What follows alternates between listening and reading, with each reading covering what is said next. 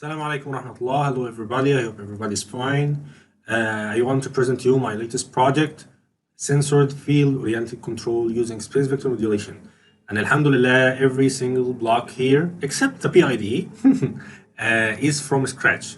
I studied the algorithm, alhamdulillah, and then translated to a Simulink model. And alhamdulillah, the rotor speed follows the reference signal very well.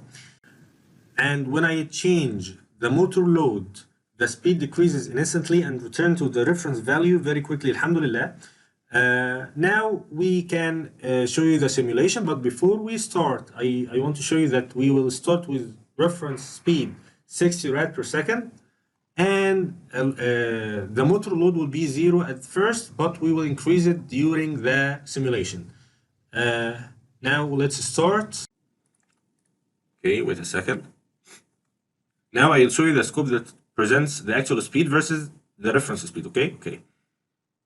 As you can see, there is a small overshoot. Let us zoom about 2 rad per second. And now I'll show you if I changed the reference signal, is there a good tracking or not, okay?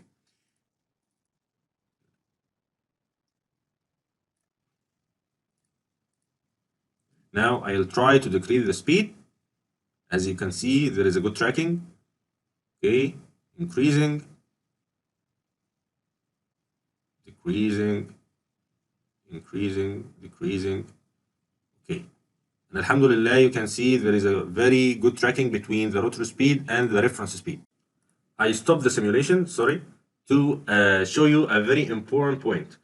There is a trade-off between this fast response and the current drawn from the motor, okay? If we need a fast response, we will need a very high torque in a small period of time to make this fast response. But on the other hand, the motor will draw a very high current, like a spike, and this could damage the motor.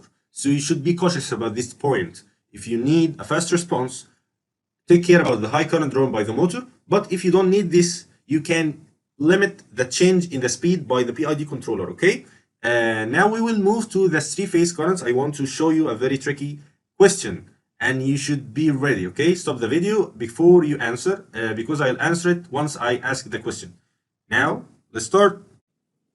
Now, before saying the tricky question, like I said before a moment ago, you draw a very high current to achieve this torque, okay?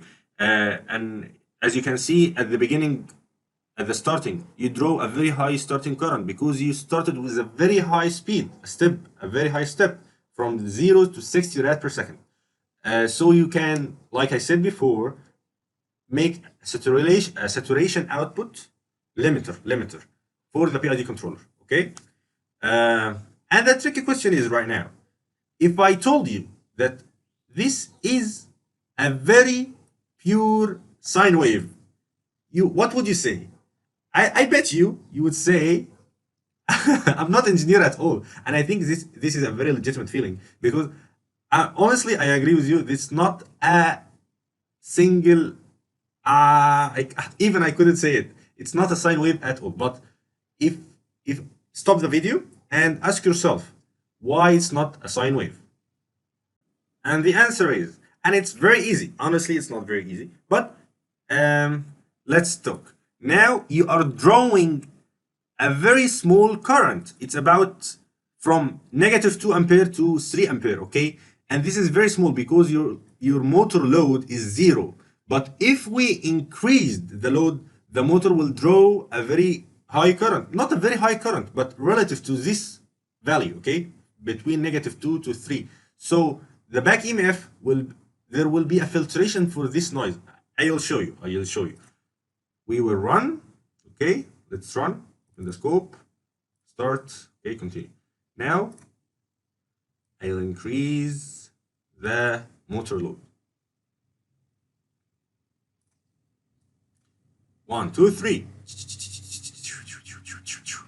And voila, you have a 3 sine waves.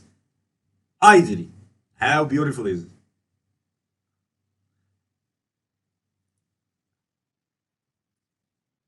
You can see It's amazing. Alhamdulillah.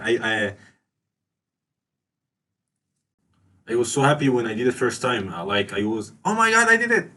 Now we will move to changing the motor load and see if there is a good tracking or not. There is the rotor speed versus the reference speed, and you can see the speed of the rotor is decreased when we increase the load. And you can see also that the electromagnetic torque increased to make the motor in the steady state. If you remember Newton equation for the rotational motion, if the acceleration equal electrical torque minus the load torque. So when we increased the load torque, the motor draws current to increase the electromagnetic torque, so there will be a steady state. And now if we continue the simulation, if we start the simulation again, that's just a noise or like an error in the MATLAB. But if I won't restart this simulation again. So please, this is not about the mathematical model. It's about an error because I stopped and started. I stopped and started. But you can see that the rotor speed follows the reference speed. I want to change the gain again to show you live. If I'm increasing, it's a very natural behavior, alhamdulillah. Increasing the load, decreasing the speed instantly, and returning to its reference value after a small time, alhamdulillah. And if we decreased the load, there is an increasing in the speed. After all, you can see this the system is stable. But if I increase the torque load more than 1.7 times 50, the system become unstable. And I think this is because saturation, because I saw the sine wave, the sinusoidal wave, the three I, A, and B, and C, they become sharp, not smooth. At the end, I want to show you a quick overview for each block. Okay, we took the three-phase measurements and the actual speed, the mechanical speed. Okay, then we multiplied by we integrating it first to get the mechanical theta, then multiplying it by the pole pairs numbers and and it equals 4, and you will find this number inside the motor model supported by MATLAB. There is an error calculation and the PI controller, inverse spark, the ABC to DQ. I forgot ABC to DQ. Inside this block there are two transformations, Clark and Park. Okay, this is Clark and this is Park. And finally, the space vector modulation. It took alpha and beta, two polar coordinates, sector detection, then modulation index calculation, theta in each sector, over modulation protection, time calculations, switching time. This is the reference signal, which have the third harmonic. And now you will say again that you will say this is not a third harmonic, right?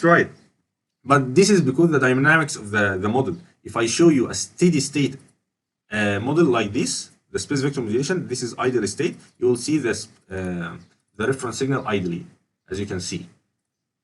So I think you learned a very important lesson today. Don't underestimate me at all, okay? Because I know what I'm doing. I'm just kidding. And that's it. We make the reference signal comparing it with the timer in the hardware, like a microcontroller, okay? And you can choose the frequency as you want. I choose it to be 5 kilohertz. Then we produced the gate signals for each switch. Each switch, A negative, B negative, C negative. And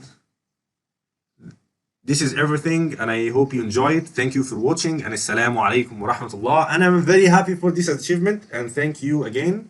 Wassalamu alaikum wa rahmatullah.